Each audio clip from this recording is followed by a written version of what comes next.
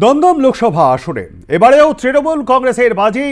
প্রবীণ রাজনীতিবিদ প্রাক্তন কেন্দ্রীয় মন্ত্রী অধ্যাপক সৌগত রায়। ভোটের সেনাপতি পর্বে আরও একবার আপনাদের শোনাবো প্রার্থীর সঙ্গে আমাদের প্রতিনিধির কথোপকথন।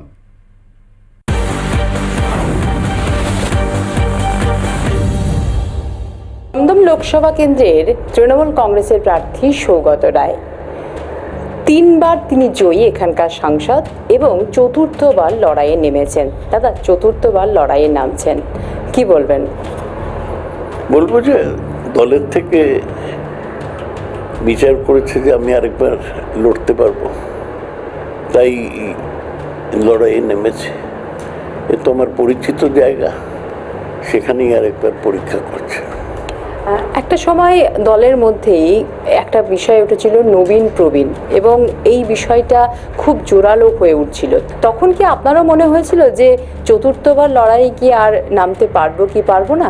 আমার মনে হয়েছিল যে মমতা ব্যানার্জির উপর ছেড়ে দেওয়া ভালো, উনি বিচার করতে পারবেন যে কি পারবে আর পারবে না। এবার মনোনয়নের মধ্যে অনেক নবীনদের দিয়েছে, যেমন দেবাংশু বা সায়নী, আমার মতো কিছু প্রবীণদের রেখেও দিয়েছেন। উনি যাকে যোগ্য মনে করেছেন তাকে দিয়েছেন। এই যে লড়াই, অর্থাৎ 3 জনেই দুর্দণ্ড প্রতাপ বলা যেতে পারে এই কেন্দ্রে, তা লড়াইটাকে কিভাবে দেখেন? কেউই দুর্দণ্ড প্রতাপ নয়। আমার যারা বিরোধী তারা তো শেষ বিধানসভা নির্বাচনে খারাপভাবে হেরেছে, তাই ওদের যে কোনো কারণেই ওদের দলের এবং নিজেদের অবস্থানটা দুর্বল হয়ে এসেছিল। সেই অবস্থায় নেমেছেন, আমার কোনো আপত্তি নেই। ওদের পার্টি দিয়েছে, ওদের মনে করেছে। আপনি নিজে একজন অধ্যাপক, অর্থাৎ শিক্ষকতার সঙ্গে যুক্ত। আপনি নিজে দেখেছেন যে রাস্তায় যে হবু শিক্ষকরা আন্দোলনে নেমেছে এবং তারা বারবার অভিযোগ এনেছে যে চাকরি চুরি গেছে। এই নিয়ে আপনি তাদের পক্ষ হয়ে কখনো দাঁড়াবার চেষ্টা করেছেন বা তাদের পাশে দাঁড়াবার কখনো চেষ্টা করেছেন? না, এক হচ্ছে আমি কলেজ শিক্ষক ছিলাম, এই যেগুলো হচ্ছে সেগুলো স্কুল শিক্ষক কি প্রাথমিক শিক্ষক, সুতরাং এদের সমস্যা গভীরভাবে আমি জানি না। আমার মনে হয় যে মুখ্যমন্ত্রী মমতা ব্যানার্জি চেষ্টা করেছেন এদের সমাধান করতে। ব্রাত্য একাধিকবার বলেছে, কিন্তু মাঝখানে একটা হাইকোর্ট আছে, হাইকোর্টের নির্দেশ মেনেই ওদের কাজ করতে হচ্ছে। তার ফলে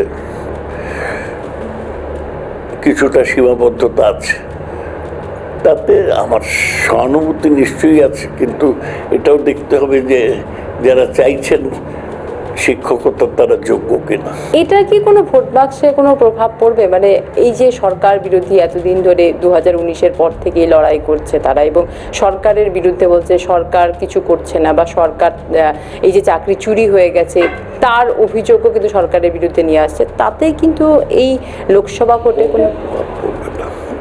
সংখ্যা কত? একটা 10 কোটি লোকের রাজ্য, 5 কোটির বেশি ভোটার, তাতে এদের সংখ্যা কয়েকশো। এরা সংবাদ মাধ্যমে গুরুত্ব পাচ্ছে, কিন্তু সেই দিক থেকে গুরুত্ব নেই। তবে মানবিকতার দিক থেকে ওদের সমস্যার সমাধান করলে ভালো হয়।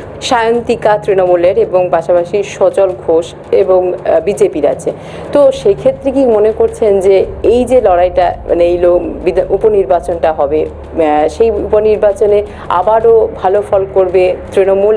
আমরা জিতবো 92 থেকে নিশ্চিত।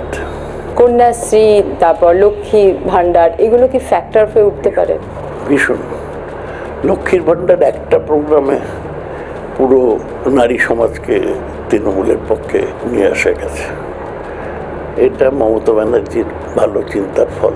চতুর্থবার লড়াইয়ে সৌগত রায়, দমদম লোকসভা কেন্দ্রের তিনি তৃণমূল কংগ্রেসের প্রার্থী। যে প্রকল্পগুলি সরকারের আছে, যেমন লক্ষ্মীর ভাণ্ডার বা কন্যাশ্রী, তার মধ্যে লক্ষ্মীর ভাণ্ডার অনেকটাই কিন্তু এই জয় এনে দেবে এবং মহিলা ভোট অনেকটাই কিন্তু ভোট ব্যাংক পূরণ করবে, এমনটাও কিন্তু আশা করছেন তিনি। ক্যামেরায় উৎস রায়ের সঙ্গে নাজের রহমানের রিপোর্ট, আর প্লাস নিউজ, দমদম।